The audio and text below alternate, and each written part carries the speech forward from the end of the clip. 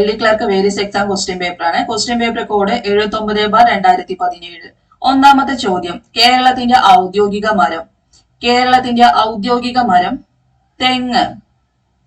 കേരളത്തിന്റെ ഔദ്യോഗിക പക്ഷിയാണെങ്കിലോ മലമ്പുഴയ്ക്ക് വേഴാമ്പല്. ഔദ്യോഗിക മൃഗം ആന. ഔദ്യോഗിക മത്സ്യം കരിമീന്. ഔദ്യോഗിക പുഷ്പം കണിക്കൊന്ന. ഔദ്യോഗിക ഫലം ചക്ക. ഔദ്യോഗിക പാനീയം ഇളനീര്. രണ്ടാമത്തെ ചോദ്യം, ബ്യൂട്ടിഫുൾ സിറ്റി ഓഫ് ഇന്ത്യ എന്നറിയപ്പെടുന്നത്. ബ്യൂട്ടിഫുൾ സിറ്റി ഓഫ് ഇന്ത്യ എന്നറിയപ്പെടുന്നത് ഏതാണ്? ചണ്ഡീഗഡ് ആണ്. ചണ്ഡീഗഡ് നഗരത്തിന്റെ ശില്പി ആരാണ്? ലേ കർബ്യൂസിയർ ആണ്. ഇന്ത്യയിലെ ആദ്യത്തെ റോക്ക് ഗാർഡൻ എവിടെ സ്ഥിതി ചെയ്യുന്നത്? ചണ്ഡീഗഡിലാണ്. റോക്ക് ഗാർഡന്റെ ശില്പി ആരാണ്? നേക്ചന്ദ് ആണ്. അപ്പൊ ബ്യൂട്ടിഫുൾ സിറ്റി ഓഫ് ഇന്ത്യ എന്നറിയപ്പെടുന്ന ചണ്ഡീഗഡ് ആണ്. ഇന്ത്യയിലെ ആദ്യത്തെ റോക്ക് ഗാർഡൻ എവിടെയാണ് സ്ഥിതി ചെയ്യുന്നത്? ചണ്ഡീഗഡിലാണ്. ബാംഗ്ലൂർ എങ്ങനെയാ അറിയപ്പെടുന്ന വിശേഷണങ്ങള്? ഇന്ത്യയുടെ പൂന്തോട്ട നഗരം, Silicon Valley of India, electronic നഗരം, പെൻഷനേഴ്സ് പാരഡൈസ്, റേഡിയോ സിറ്റി എന്നൊക്കെ അറിയപ്പെടുന്നതാണ് ബാംഗ്ലൂർ ആണ്. മൂന്നാമത്തെ ചോദ്യം, ഒരു ഗ്രാമത്തിന്റെ വികസന പദ്ധതികൾ തയ്യാറാക്കുന്നത് എവിടെയാണ്? ഒരു ഗ്രാമത്തിന്റെ വികസന പദ്ധതികൾ തയ്യാറാക്കുന്നത് എവിടെയാണ്? ഗ്രാമസഭയിലാണ് വികസന പദ്ധതികൾ തയ്യാറാക്കുന്നത്. ഒരു ഗ്രാമസഭ വിളിച്ചുകൂട്ടുന്നത് എന്താണ്? ഒരു ഗ്രാമസഭ വിളിച്ചുകൂട്ടുന്നത് ആരാണ്? വാർഡ് മെമ്പറാണ് വിളിച്ചുകൂട്ടുന്നത്. പഞ്ചായത്ത് രാജിന്റെ അടിസ്ഥാനമാണ് ഗ്രാമസഭ. എന്താണ്? പഞ്ചായത്ത് രാജിന്റെ അടിസ്ഥാനമാണ് ഗ്രാമസഭ. ഒരു ഗ്രാമത്തിന്റെ വികസന പദ്ധതികൾ തയ്യാറാക്കുന്നതെല്ലാം ഗ്രാമസഭയിലാണ്.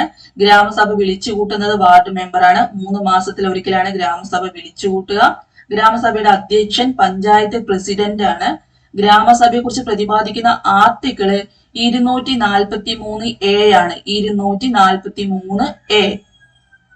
നാലാമത്തെ ചോദ്യം, സ്ത്രീധന നിരോധന നിയമം പാസാക്കിയ വർഷം. സ്ത്രീധന നിരോധന നിയമം പാസാക്കിയ വർഷം എപ്പോഴാണ്? 1961 സ്ത്രീധന നിരോധന നിയമം പാസാക്കിയത്. സ്ത്രീധന നിരോധന നിയമം നിലവിൽ വന്നത് 1961 ജൂലൈ 1. 1961 ജൂലൈ 1 സ്ത്രീധന നിരോധന നിയമം നിലവിൽ വന്നത്. ഇത് പാസാക്കുമ്പോൾ ആരായിരുന്നു പ്രസിഡന്റ്? രാജേന്ദ്ര പ്രസാദ് ആയിരുന്നു. പ്രധാനമന്ത്രി ആരായിരുന്നു? ജവഹർലാൽ നെഹ്റു ആയിരുന്നു. സ്ത്രീധനവുമായി ബന്ധപ്പെട്ട് മരണം പ്രതിപാദിക്കുന്ന ഇന്ത്യൻ ശിക്ഷാ നിയമത്തിന്റെ വകുപ്പ് 304B ആണ്. എത്രയാണ്? 304B. സ്ത്രീധന നിരോധന നിയമം പാസാക്കിയ വർഷം 1961. അടുത്ത ചോദ്യം, ബിഹു ഇന്ത്യയിലെ ഏത് സംസ്ഥാനത്തെ നൃത്തരൂപമാണ്? ബിഹു ഇന്ത്യയിലെ ഏതു സംസ്ഥാനത്തെ നൃത്തരൂപമാണ്? ബിഹു അസമിലെ നൃത്തരൂപമാണ്. ബിഹു, ബജാവലി ഇതെല്ലാം എവിടുത്തെ നൃത്തരൂപമാണ്? അസമിലെ നൃത്തരൂപമാണ്. മണിപ്പൂരിലെ നൃത്തം ഏതാണ്? മണിപ്പൂരിയാണ്. മണിപ്പൂരിലെ നൃത്തം ഏതാണ്? മണിപ്പൂരി. ആറാമത്തെ ചോദ്യം, കേരള സർക്കാരിന്റെ ഏറ്റവും വലിയ വരുമാന മാർഗമായ നികുതി ഏതാണെന്ന്? കേരള സർക്കാരിന്റെ ഏറ്റവും വലിയ വരുമാന മാർഗമായ നികുതി വിൽപ്പന നികുതിയാണ്. വാഹന നികുതിയും വിൽപ്പന നികുതിയൊക്കെ സംസ്ഥാന സർക്കാർ ചുമത്തുന്ന നികുതിയാണ്. തൊഴിൽ നികുതി ചുമത്തുന്നത് തദ്ദേശ സ്വയംഭരണ സ്ഥാപനങ്ങളാണ്. തൊഴിൽ നികുതി ചുമത്തുന്നവരാണ് തദ്ദേശ സ്വയംഭരണ സ്ഥാപനങ്ങൾ. നമ്മളോട് എന്താ ചോദിച്ചിരിക്കുന്നത്? കേരള സർക്കാരിന്റെ ഏറ്റവും വലിയ വരുമാന മാർഗമായ നികുതി വിൽപ്പന നികുതി. ഏഴാമത്തെ ചോദ്യം, ബംഗാൾ ഉൾക്കടലിൽ പതിക്കാത്ത നദി. ബംഗാൾ ഉൾക്കടലിൽ പതിക്കാത്ത നദി ഏതാണ്? താപ്തിയാണ്. ഏതാണ്? താപ്തിയാണ് ബംഗാൾ ഉൾക്കടലിൽ പതിക്കാത്ത നദി. ഇന്ത്യൻ ഉപദ്വീപിയൻ നദികൾ ഏതൊക്കെയാണ് ചോദിച്ചാല് നർമ്മദ, താപ്തി, കൃഷ്ണ, ഗോദാവരി, കാവേരി, മഹാനദി ഇതെല്ലാം ഇന്ത്യൻ ഉപദ്വീപിയൻ നദികളാണ്. ഇതില് നർമ്മദയും താപ്തിയും എവിടേക്കാണ് ഒഴുകുന്നത്? പടിഞ്ഞാറോട്ടാണ് ഒഴുകുന്നത്. അറബിക്കടലിലാണ് പതനം.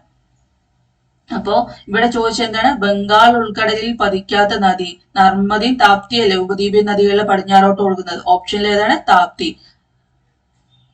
ഇവിടെ ഓപ്ഷനിൽ തുംഗഭദ്ര കൊടുത്തിട്ടുണ്ട്. തുംഗഭദ്ര കൃഷ്ണയുടെ പോഷക നദിയാണ്. കൃഷ്ണയുടെ പോഷക നദിയാണ് തുംഗഭദ്ര.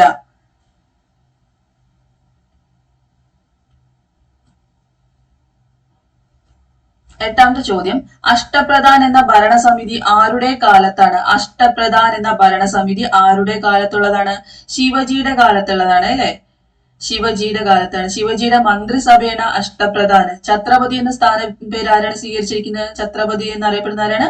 ശിവജിയാണ്. ശിവജിയുടെ തലസ്ഥാനം എവിടെയാ? റായ്ഗഡിലാണ്.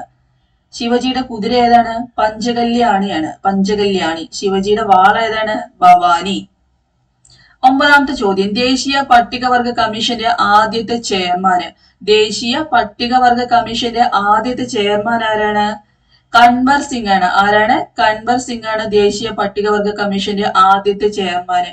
എപ്പോഴാണ് ദേശീയ പട്ടികവർഗ കമ്മീഷൻ നിലവിൽ വന്നത്? 2004 ഫെബ്രുവരി 19. 2004 ഫെബ്രുവരി 19 ദേശീയ പട്ടികവർഗ കമ്മീഷൻ നിലവിൽ വന്നത്. ദേശീയ പട്ടികവർഗ കമ്മീഷനെ കുറിച്ച് പ്രതിപാദിക്കുന്ന ഭരണഘടനയുടെ വകുപ്പ് ഏതാണ്? 338A. 338A.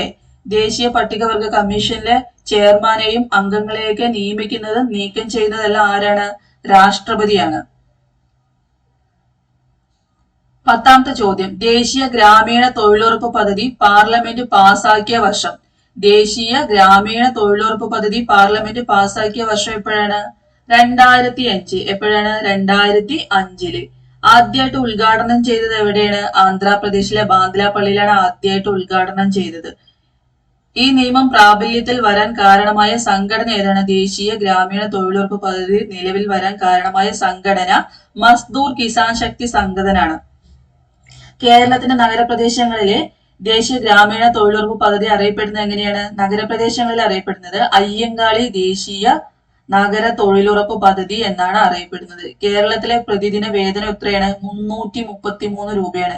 ഏറ്റവും കൂടുതൽ വേതനമുള്ള സംസ്ഥാനം ഹരിയാനയാണ്, 357 രൂപ.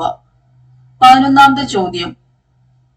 കേരളത്തിന്റെ ആദ്യത്തെ വനിതാ ആഭ്യന്തര സെക്രട്ടറി. കേരളത്തിന്റെ ആദ്യ വനിതാ ആഭ്യന്തര സെക്രട്ടറി ആരാണ്?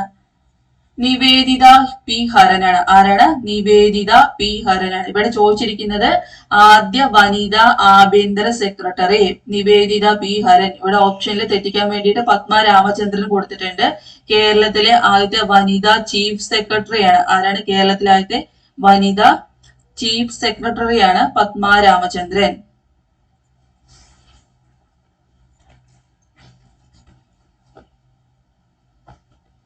12ാമത്തെ ചോദ്യം.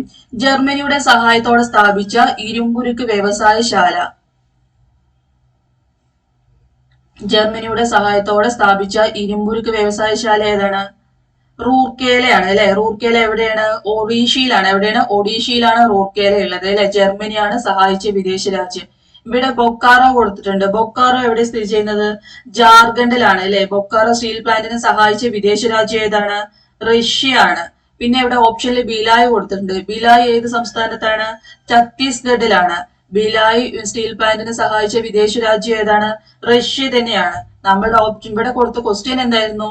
റൂർക്കേലയെ സഹായിച്ച വിദേശ രാജ്യം ജർമ്മനി.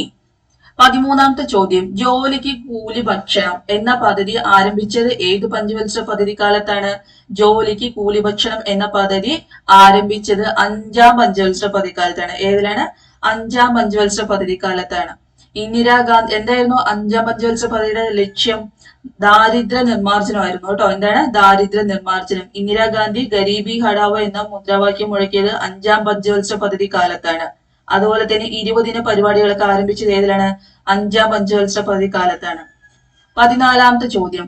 പശ്ചിമഘട്ട മലനിരകളുടെ സംരക്ഷണവുമായി ബന്ധപ്പെട്ട കസ്തൂരിരംഗൻ റിപ്പോർട്ട് സമർപ്പിച്ചത് ഏത് വർഷമാണ്? കസ്തൂരിരംഗൻ റിപ്പോർട്ട് സമർപ്പിച്ചത് 2013 ഏപ്രിലാണ് കസ്തൂരിരംഗൻ റിപ്പോർട്ട് സമർപ്പിച്ചത്. അതായത് നമ്മളുടെ പശ്ചിമഘട്ട പരിസ്ഥിതി സംരക്ഷണത്തെ കുറിച്ച് പഠിക്കാൻ വേണ്ടിയിട്ട് കേന്ദ്ര സർക്കാർ നിയോഗിച്ച ഒരു കമ്മിറ്റിയാണ് മാധവ് ഗാഡ്ഗിൽ കമ്മിറ്റി. ഈ മാധവ് ഗാഡ്ഗിൽ കമ്മിറ്റിയുടെ റിപ്പോർട്ട് അതിനെക്കുറിച്ച് വീണ്ടും പഠിക്കാൻ വേണ്ടിയിട്ട് കേന്ദ്ര ഗവൺമെന്റ് നിയമിച്ചതാണ് ആര്? കസ്തൂരിരംഗൻ കമ്മിറ്റി. ഒരിക്കൽ കൂടി പറയാം. പശ്ചിമഘട്ടത്തിന്റെ പരിസ്ഥിതി സംരക്ഷണത്തെ കുറിച്ച് പഠിക്കാൻ കേന്ദ്ര സർക്കാർ നിയോഗിച്ച കമ്മിറ്റിയാണ് മാധവ് ഗാഡ്ഗിൽ കമ്മിറ്റി. മാധവ് ഗാഡ്ഗിൽ കമ്മിറ്റി കേന്ദ്രത്തിന് റിപ്പോർട്ട് സമർപ്പിച്ചത് 2011 ഓഗസ്റ്റ് 31 റിപ്പോർട്ട് സമർപ്പിച്ചു.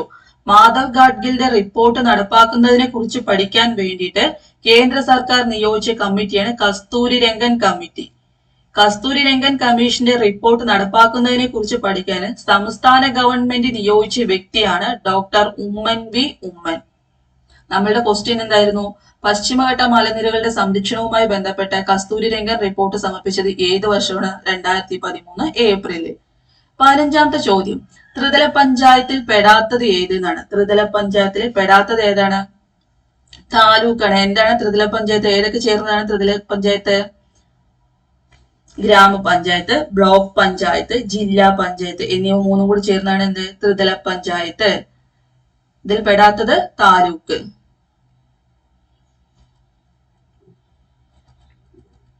17ാമത്തെ ചോദ്യം, വിധവകളുടെ വിദ്യാഭ്യാസത്തിനായിട്ട് ശാരദാ സദൻ സ്ഥാപിച്ചതാരാണ്? വിധവകളുടെ വിദ്യാഭ്യാസത്തിനായിട്ട് ശാരദാ സദൻ സ്ഥാപിച്ചതാരാണ്? പണ്ഡിത രമാബായി. ആരാണ്? പണ്ഡിത രമാബായി. ഓപ്ഷനിലെ ആനി ബസന്റ് കൊടുത്തിട്ടുണ്ട്. തിയോസഫിക്കൽ അല്ലെ, തിയോസഫിക്കൽ സൊസൈറ്റി സ്ഥാപിച്ചതാരാണ്? Annie Besant. വീരേശലിംഗം എന്താണ് സ്ഥാപിച്ചത്? ഹിതകാരിണി സമാജം അല്ലെ, ഹിതകാരിണി സമാജം സ്ഥാപിച്ചതാരാണ്? വീരേശലിംഗം. തിയോസഫിക്കൽ സൊസൈറ്റി സ്ഥാപിച്ചതാരാണ്? Annie Besant. 18ാമത്തെ ചോദ്യം, നമ്മുടെ ജനാധിപത്യത്തിന്റെ സൂര്യ തേജസ്, നമ്മുടെ ജനാധിപത്യത്തിന്റെ സൂര്യ തേജസ് എന്നറിയപ്പെടുന്ന നിയമം ഏതാണ്? വിവരാവകാശ നിയമം. ഏതാണ്?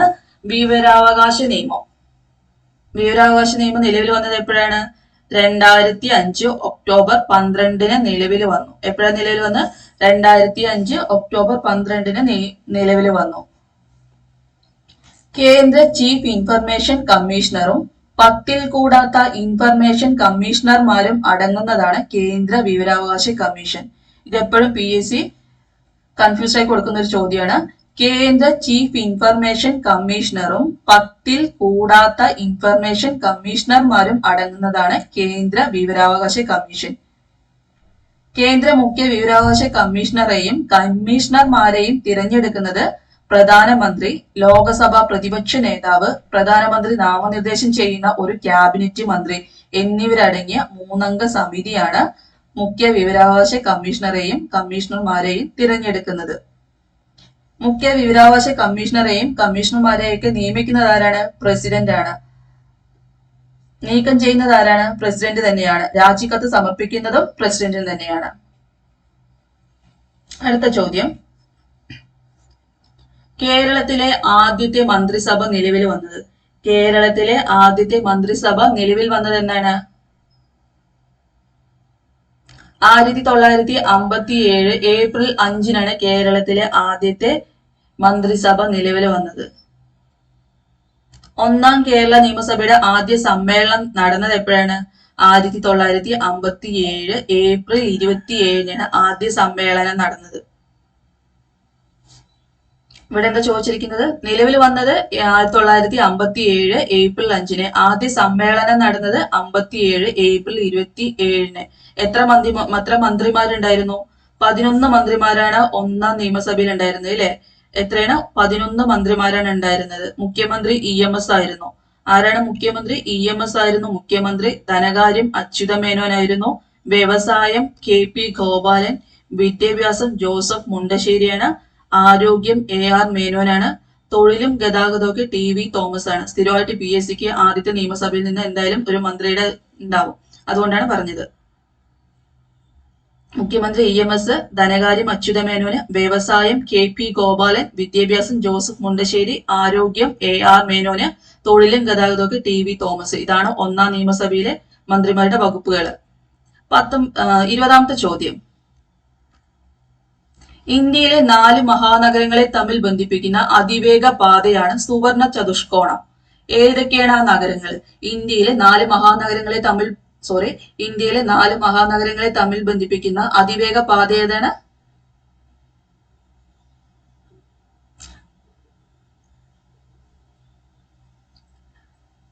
ഡൽഹി, മുംബൈ, ചെന്നൈ, കൊൽക്കത്ത. ഇന്ത്യയിലെ 4 മഹാനഗരങ്ങളെ തമ്മിൽ ബന്ധിപ്പിക്കുന്ന അതിവേഗ പാതയാണ് സുവർണ ചതുഷ്കോണം. ഏതാണ് ആ 4 നഗരങ്ങള്? ഡൽഹി, മുംബൈ, ചെന്നൈ, കൊൽക്കത്ത.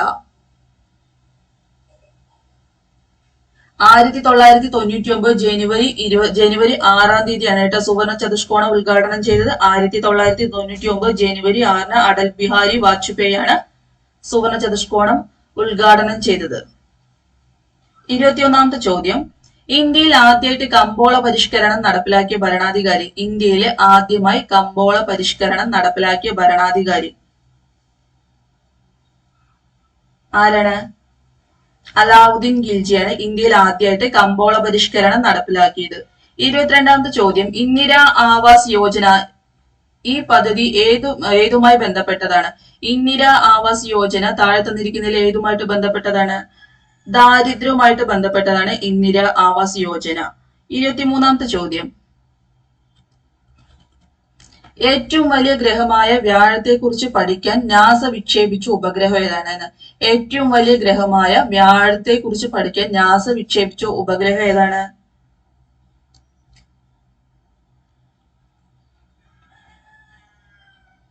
ജൂണോ. ഏതാണ്? ജൂണോയാണ് കേട്ടോ നാസ വിക്ഷേപിച്ച ഉപഗ്രഹം. സൗരയൂഥത്തിലെ ഏറ്റവും വലിയ ഗ്രഹമാണ് വ്യാഴം. വ്യാഴത്തിന്റെ ഭ്രമണപഥത്തിൽ വിജയകരമായി പ്രവേശിച്ച നാസയുടെ ബഹിരാകാശ പേടകമാണ് ജൂണോ. 2011 ഓഗസ്റ്റ് 5-നാണ് വിക്ഷേപണം. എപ്പോഴാണ് ജൂണോ വിക്ഷേപിച്ചത്? 2011 ഓഗസ്റ്റ് 5-നാണ്. സൗരോർജം ഉപയോഗിച്ച് ഏറ്റവും കൂടുതൽ ദൂരം ഗ്രഹാന്തര യാത്ര നടത്തി റെക്കോർഡ് സൃഷ്ടിച്ച നാസയുടെ ബഹിരാകാശ പേടകമാണ് ജൂണോ. 24-ാമത്തെ ചോദ്യം.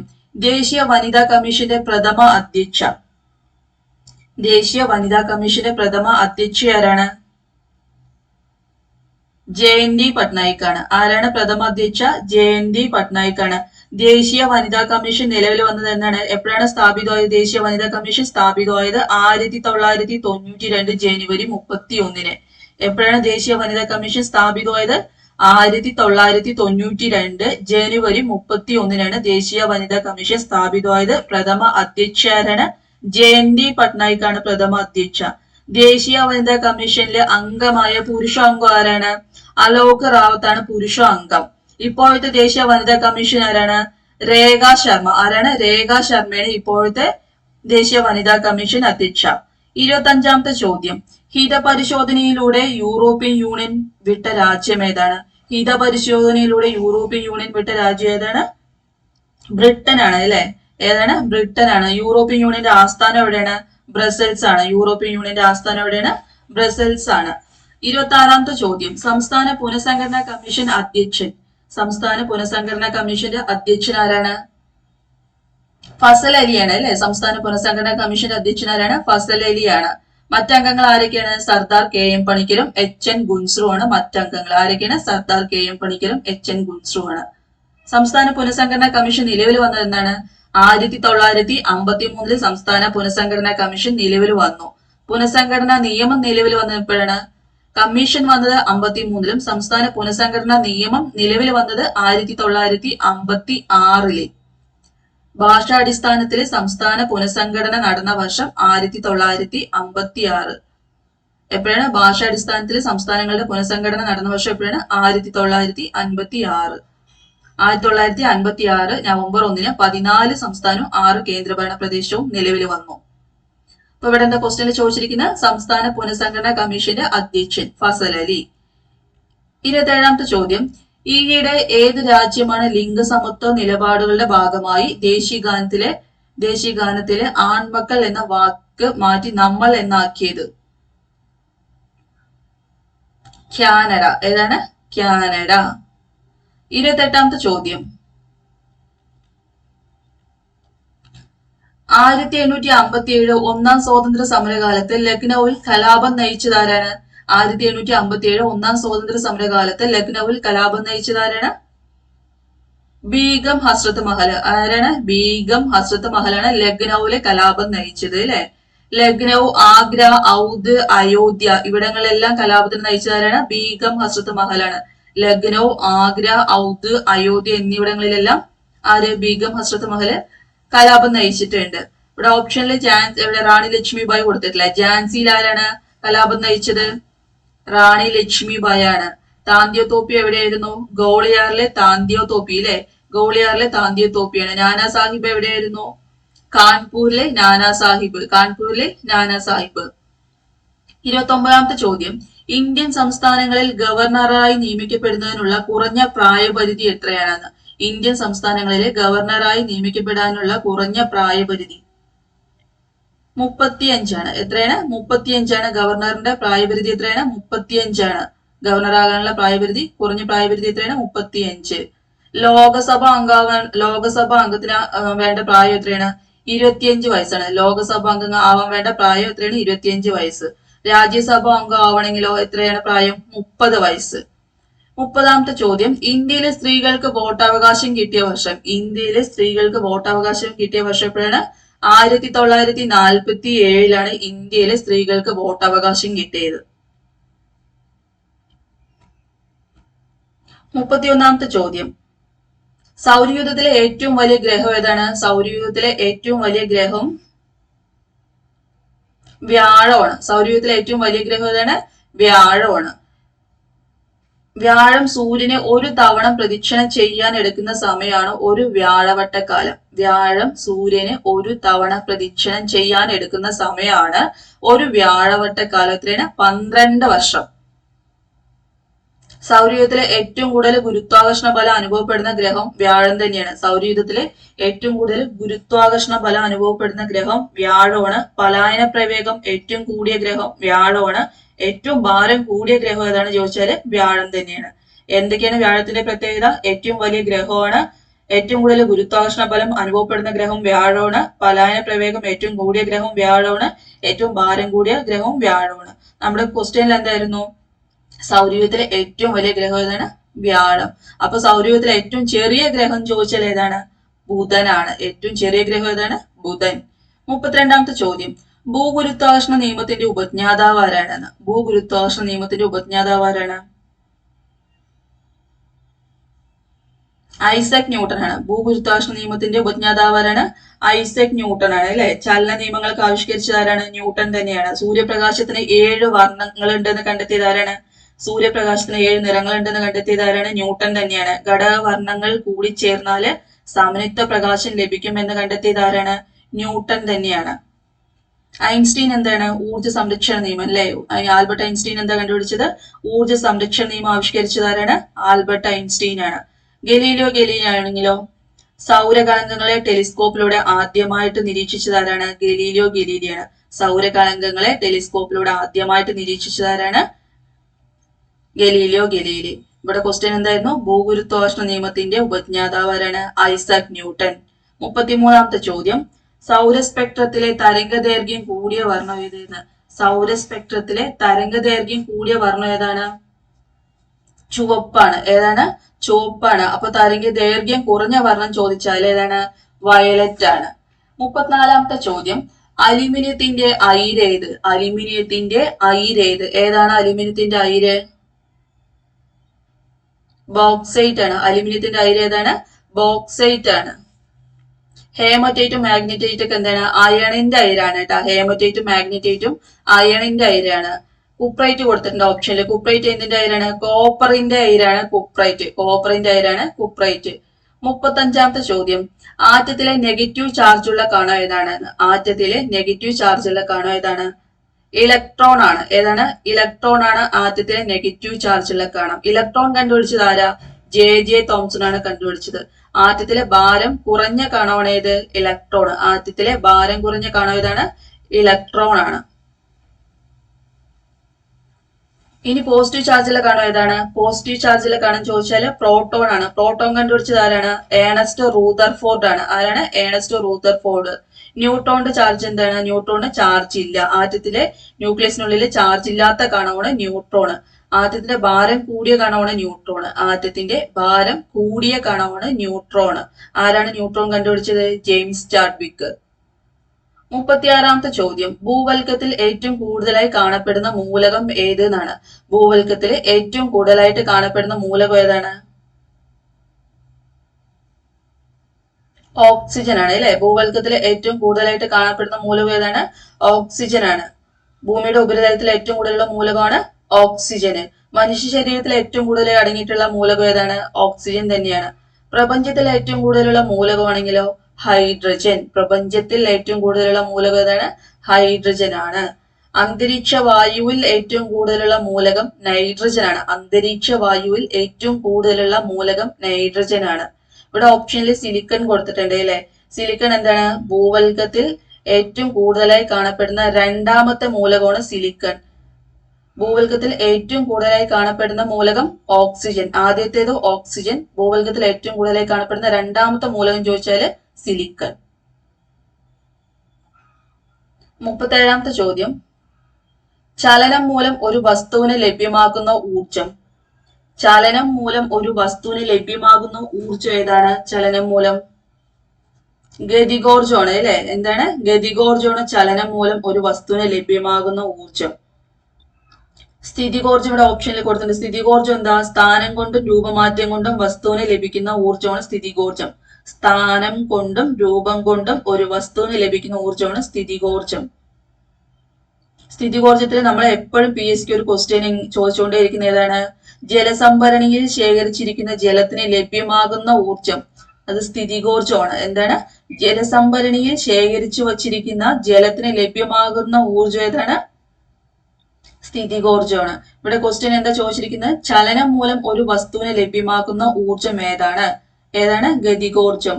പായുന്ന ബുള്ളറ്റ്, ഉരുളുന്ന കല്ല്, അതുപോലെ തന്നെ ഒഴുകുന്ന ജലം, ഭൂമിയിലേക്ക് പതിക്കുന്ന ഉൽക്ക, ഇവയെല്ലാം ഗതികോർജ്ജത്തിന് ഏതൂർജ്ജമാണ്? ഇവയിലെല്ലാം ഏതൂർജ്ജമാണ്? ഗതികോർജ്ജം. പായുന്ന ബുള്ളറ്റ്, ഉരുളുന്ന കല്ല്, ഒഴുകുന്ന ജലം, ഭൂമിയിലേക്ക് പതിക്കുന്ന ഉൽക്ക, ഇവയിലെല്ലാം ഏതൂർജ്ജമാണ് ഉള്ളത്? ഗതികോർജ്ജം. 38ാമത്തെ ചോദ്യം, താപത്തിന്റെ യൂണിറ്റ് എന്താണ്? താപത്തിന്റെ യൂണിറ്റ് എന്താണ്? ജൂൾ ആണ്. താപനിലയുടെ SI യൂണിറ്റ് ആണ് കേട്ടോ കെൽവിന്. താപനിലയുടെ SI യൂണിറ്റ് ആണ് എന്ത്? കെൽവിന്. വാട്ട് എന്തിന്റെ യൂണിറ്റ് ആണ്? പവറിന്റെ യൂണിറ്റ് ആണ് വാട്ട്. 39ാമത്തെ ചോദ്യം, ശബ്ദത്തിന്റെ ഉച്ചത അളക്കാനുള്ള ഉപകരണം. ശബ്ദത്തിന്റെ ഉച്ചത അളക്കാനുള്ള ഉപകരണം ഏതാണ്? ഡെസിബൽ അല്ലെ? ഏതാണ്? ഡെസിബൽ മീറ്റർ ആണ്. ശബ്ദത്തിന്റെ ഉച്ചത അളക്കാനുള്ള ഉപകരണം ഏതാണ്? ഡെസിബൽ മീറ്റർ ആണ്. ബാരോമീറ്ററിന്റെ ഉപയോഗം എന്താ? ബാരോമീറ്ററിന്റെ ഉപയോഗം എന്താണ്? അന്തരീക്ഷമർദ്ദം അളക്കാനുള്ള ഉപകരണമാണ്. അന്തരീക്ഷമർദ്ദം അളക്കാനുള്ള ഉപകരണം ബാരോമീറ്റർ ആണ്. ഊഷ്മാവ് അളക്കുന്നതിനുള്ള ഉപകരണമാണ് തെർമോമീറ്റർ. ഊഷ്മാവ് അളക്കുന്നതിനുള്ള ഉപകരണമാണ് തെർമോമീറ്റർ. ദ്രാവകങ്ങളുടെ ആപേക്ഷിക സാന്ദ്രത അളക്കാനുള്ള ഉപകരണമാണ് ഹൈഡ്രോമീറ്റർ. ദ്രാവകങ്ങളുടെ ആപേക്ഷിക സാന്ദ്രത അളക്കാനുള്ള ഉപകരണമാണ് എന്ത്? ഹൈഡ്രോമീറ്റർ. 40ാമത്തെ ചോദ്യം, ആദ്യത്തെ കൃത്രിമ പ്ലാസ്റ്റിക് ഏതാണ്? ആദ്യത്തെ കൃത്രിമ പ്ലാസ്റ്റിക് ഏതാണ്? ബേക്ക്ലൈറ്റ് ആണ് കേട്ടോ. ആദ്യത്തെ കൃത്രിമ പ്ലാസ്റ്റിക് ഏതാണ്? ബേക്ക്ലൈറ്റ് ആണ്. സ്വിച്ച്, വൈദ്യുതോപകരണങ്ങൾ എന്നിവയുടെയൊക്കെ നിർമ്മാണത്തിന് ഉപയോഗിക്കുന്ന പ്ലാസ്റ്റിക് ആണ് ബേക്ക്ലൈറ്റ്. സ്വിച്ച്, അതുപോലെ തന്നെ വൈദ്യുതോപകരണങ്ങൾക്കൊക്കെ ഉപയോഗിക്കുന്ന പ്ലാസ്റ്റിക് ഏതാണ്? ബേക്ക്ലൈറ്റ് ആണ്. ബേക്ക്ലൈറ്റ് നിർമ്മിക്കാൻ ഉപയോഗിക്കുന്ന അസംസ്കൃത വസ്തു ഏതാണ് ചോദിച്ചാല്? ബേക്ക്ലൈറ്റ് നിർമ്മിക്കാൻ ഉപയോഗിക്കുന്ന അസംസ്കൃത വസ്തുക്കൾ ഏതാണെന്ന് ചോദിച്ചാല് ഫിനോളും ഫോർമാൽഡിഹൈഡും. ഏതാണ് ബേക്ക്ലൈറ്റ് നിർമ്മിക്കാൻ ഉപയോഗിക്കുന്ന അസംസ്കൃത വസ്തുക്കള്? ഫിനോളും ഫോർമാൽഡിഹൈഡും ആണ് കേട്ടോ. ലോകത്ത് ഏറ്റവും അധികം ഉൽപാദിപ്പിക്കുന്ന പ്ലാസ്റ്റിക് ഏതാണ്? പോളിത്തീൻ ആണ്. ലോകത്ത് ഏറ്റവും അധികം ഉൽപാദിപ്പിക്കുന്ന പ്ലാസ്റ്റിക് ഏതാണ്? പോളിത്തീൻ ആണ്. പിന്നെന്താണ്? മനുഷ്യൻ ആദ്യമായി നിർമ്മിച്ച കൃത്രിമ നൂലാണ് ഏത്? നൈലോണ്. മനുഷ്യൻ ആദ്യമായി നിർമ്മിച്ച കൃത്രിമ നൂലാണ് നൈലോണ്. 41ാമത്തെ ചോദ്യം ക്യാൻസൽ ആണ്. 42ാമത്തെ ചോദ്യം, വിറ്റാമിൻ ഡിയുടെ അപര്യാപ്തത മൂലം ഉണ്ടാകുന്ന രോഗം. വിറ്റാമിൻ ഡിയുടെ അപര്യാപ്തത മൂലം ഉണ്ടാകുന്ന രോഗം ഏതാണ്? റിക്കറ്റ്സ് ആണ് കേട്ടോ. ഏതാണ്? റിക്കറ്റ്സ് ആണ്. വിറ്റാമിൻ ഡിയുടെ അപര്യാപ്തത മൂലം ഉണ്ടാകുന്ന രോഗം ഏതാണ്? റിക്കറ്റ്സ് ആണ്. എയുടെ അപര്യാപ്തത മൂലം ഉണ്ടാകുന്ന രോഗമാണ് ഏത്? നിശാന്തത, സിറോഫ്താൽമിയക്ക് വിറ്റാമിൻ എയുടെ അപര്യാപ്തത മൂലം ഉണ്ടാകുന്ന രോഗമാണ് നിശാന്തത, സിറോഫ്താൽമിയ. സിയുടെ അപര്യാപ്തത മൂലം ഉണ്ടാകുന്ന രോഗമാണ് ഏത്? സ്കർവി. ഇവിടെ ഓപ്ഷനിൽ കൊടുത്തിട്ടുണ്ട് അല്ലെ? ഏതാണ്? സിയുടെ അപര്യാപ്തത മൂലം ഉണ്ടാകുന്ന രോഗമാണെങ്കിൽ സ്കർവിയാണ്. വിറ്റാമിൻ വിറ്റാമിൻ B1ന്റെ അപര്യാപ്തത മൂലം ഉണ്ടാകുന്ന രോഗമാണ് ബെറിബറി. വിറ്റാമിൻ B9ന്റെ അപര്യാപ്തത മൂലം ഉണ്ടാകുന്ന രോഗമാണ് അനീമിയ, വിളർച്ച, മെഗലാബ്ലാസ്റ്റിക് ഒക്കെ വിറ്റാമിൻ B9ന്റെ അപര്യാപ്തത മൂലം ഉണ്ടാകുന്നതാണ്. നമ്മളുടെ അടുത്ത് എന്താ ചോദിച്ചിരിക്കുന്നത്? വിറ്റാമിൻ ഡിയുടെ അപര്യാപ്തത മൂലം റിക്കറ്റ്സ് ആണ്. സിയുടെ അപര്യാപ്തത മൂലം സ്കാർബിയാണ്. B1 ആണെന്ന് വെച്ചാൽ B1ന്റെ അപര്യാപ്തത മൂലം ബെറിബറിയാണ്. B9ന്റെ അപര്യാപ്തത മൂലം അനീമിയ. 43ാമത്തെ ചോദ്യം, കേരള ഫോറസ്റ്റ് റിസർച്ച് ഇൻസ്റ്റിറ്റ്യൂട്ട് സ്ഥിതി ചെയ്യുന്നത്. കേരള ഫോറസ്റ്റ് റിസർച്ച് ഇൻസ്റ്റിറ്റ്യൂട്ട് എവിടെ സ്ഥിതി ചെയ്യുന്നത്? പീച്ചി അല്ലെ? കേരള ഫോറസ്റ്റ് റിസർച്ച് ഇൻസ്റ്റിറ്റ്യൂട്ട് എവിടെയാണ്? പീച്ചിയിലാണ് സ്ഥിതി ചെയ്യുന്നത്. ടിഷ്യൂ കൾച്ചർ ഗവേഷണ കേന്ദ്രമാണ് കേട്ടോ പാലോട്. ടിഷ്യൂ കൾച്ചർ ഗവേഷണ കേന്ദ്രം എവിടെയാണെന്ന് ചോദിച്ചാൽ പാലോടാണ്. ഇവിടെ മാങ്കൊമ്പ് കൊടുത്തിട്ടുണ്ട്. PSCയുടെ സ്ഥിരം ക്വസ്റ്റ്യൻ എന്താണ്? നെല്ല് ഗവേഷണ കേന്ദ്രം അല്ലെ? കേരളത്തിലെ നെല്ല് ഗവേഷണ കേന്ദ്രം എവിടെയാണ്? മാങ്കൊമ്പ്. 44ാമത്തെ ചോദ്യം, ടൈഫോയിഡിന് കാരണമായ രോഗകാരി ഏതാണെന്നാ ചോദിച്ചിരിക്കുന്നത്. ടൈഫോയിഡിന് കാരണമായ രോഗകാരി ഏതാണ്? ബാക്ടീരിയ ആണ് അല്ലെ. ടൈഫോയിഡിന് കാരണമായ രോഗകാരി ഏതാണ്? ബാക്ടീരിയ ആണ് ടൈഫോയിഡിന് കാരണമായ രോഗകാരി. ഇനി ഇവിടെ എന്താ പ്രോട്ടോസോവ കൊടുത്തിട്ടുണ്ട് അല്ലെ. പ്രോട്ടോസോവ മൂലം ഉണ്ടാകുന്ന രോഗങ്ങൾ ഏതൊക്കെയാണ്? പ്രോട്ടോസോവ മൂലം ഉണ്ടാകുന്ന രോഗങ്ങളാണ് ഏത്? മലമ്പനിയും വയറുകടിയും ട്ടോ. പ്രോട്ടോസോവ മൂലം ഉണ്ടാകുന്ന രോഗങ്ങളാണ് മലമ്പനിയും വയറുകടിയും. ഫംഗസ് രോഗങ്ങൾ ഏതൊക്കെയാണ്? അത്ലറ്റ് ഫൂട്ട്, വട്ടച്ചൊറി, ചുണങ്ങ്, ആണിരോഗം, ഇതെല്ലാം ഫംഗസ് രോഗങ്ങളാണ്. ഏതാണ് ഫംഗസ് രോഗങ്ങള്? അത്ലറ്റ് ഫൂട്ട്, വട്ടച്ചൊറി, ചുണങ്ങ്, ആണിരോഗം, ഇതെല്ലാം എന്താണ്? ഫംഗസ് രോഗങ്ങളാണ്. അടുത്തത് കേരള വന നിയമം പ്രാബല്യത്തിൽ വന്ന വർഷം. കേരളത്തിലെ വന നിയമം പ്രാബല്യത്തിൽ വന്നത് എന്നാണ്? കേരളത്തിലെ വന നിയമം പ്രാബല്യത്തിൽ വന്നത് എന്താണ്? 1961 കേരളത്തിലെ വന നിയമം പ്രാബല്യത്തിൽ വന്നത്. കേരളത്തിലെ വൃക്ഷ സംരക്ഷണ നിയമം പ്രാബല്യത്തിൽ വന്നത് എപ്പോഴാണ്? വൃക്ഷ സംരക്ഷണ നിയമം 1986 കേട്ടോ. ഇത് PSC ഇടയ്ക്ക് ചോദിക്കാറുണ്ട്. 1986. കേരള വന നിയമം വന്നത് 1961. കേരള വൃക്ഷ സംരക്ഷണ നിയമം വന്നത് 1986. ഇന്ത്യൻ വന നിയമം വന്നത് എപ്പോഴാ? 1927. ഇന്ത്യൻ വന നിയമം വന്നത് എപ്പോഴാണ്? 1927. 46ാമത്തെ ചോദ്യം. മീനാമാത ദുരന്തത്തിന് കാരണമായ രാസവസ്തു ഏതാണ്? മീനാമാത ദുരന്തത്തിന് കാരണമായ രാസവസ്തു മീഥൈൽ മെർക്കുറി. ഏതാണ്? മീഥൈൽ മെർക്കുറിയാണ് മീനാമാത ദുരന്തത്തിന് കാരണമായ രാസവസ്തു. ഏതാണ്? Methyl mercury. 47ാമത്തെ ചോദ്യം. ആൽഗകളെ കുറിച്ചുള്ള പഠനം. ആൽഗകളെ കുറിച്ചുള്ള പഠനം ഏതാണ്? ആൽഗകളെ കുറിച്ചുള്ള പഠനമാണ് എന്ത്? ഫൈക്കോളജി അല്ലെ. ആൽഗകളെ കുറിച്ചുള്ള പഠനം ഏതാണ്? ഫൈക്കോളജി. 48ാമത്തെ ചോദ്യം. കേരളത്തിലെ ആരോഗ്യ വകുപ്പ് മന്ത്രി. കേരളത്തിലെ ആരോഗ്യ വകുപ്പ് മന്ത്രി, ഇത് അന്നത്തെ കറന്റ് അഫയേഴ്സ് ആണ്. ഇപ്പോ കേരളത്തിലെ ആരോഗ്യമന്ത്രി ആരാണ്? വീണ ജോർജ് അല്ലെ. ആരാണ്? വീണ ജോർജ്. ഇന്ത്യയിലെ ആദ്യത്തെ ഇക്കോ ടൂറിസം പ്രോജക്റ്റ് കേരളത്തിലാണ് ഉള്ളത്. എവിടെയാണ് അത്? ഇന്ത്യയിലെ ആദ്യത്തെ ഇക്കോ ടൂറിസം പ്രോജക്റ്റ് എവിടെയാണ് ഉള്ളത്? തെന്മലയിൽ കേട്ടോ. എവിടെയാണ്? തെന്മലയിൽ. ഇന്ത്യയിലെ ആദ്യത്തെ ഇക്കോ ടൂറിസം പ്രോജക്റ്റ് എവിടെയുള്ളത്? തെന്മല. എവിടെയാണ് തെന്മല? കൊല്ലം ജില്ലയിലെ അല്ലെ. ഇന്ത്യയിലെ ആദ്യത്തെ ഇക്കോ ടൂറിസം പ്രോജക്റ്റ് എവിടെയാണ്? തെന്മല, കൊല്ലം ജില്ലയിലെ. അന്താരാഷ്ട്ര പയർ വർഷമായി ആചരിച്ച വർഷം എപ്പോഴാണ്? അന്താരാഷ്ട്ര പയർ വർഷമായിട്ട് ആചരിച്ചത് എപ്പോഴാണ്? 2016 അല്ലെ. അന്താരാഷ്ട്ര പയർ വർഷം എപ്പോഴാണ്? 2016. ഇവിടെ 2015 കൊടുത്തിട്ടുണ്ട്. എന്താണ്? 2015 അന്താരാഷ്ട്ര മണ്ണ് വർഷമാണ്. അതുപോലെ തന്നെ അന്താരാഷ്ട്ര പ്രകാശ വർഷം, മണ്ണ് വർഷമൊക്കെ 2015 2014 അന്താരാഷ്ട്ര ക്രിസ്റ്റലോഗ്രാഫി വർഷമാണ്. അന്താരാഷ്ട്ര ക്രിസ്റ്റലോഗ്രാഫി വർഷമാണ് 2014. 2012 എന്താണ്?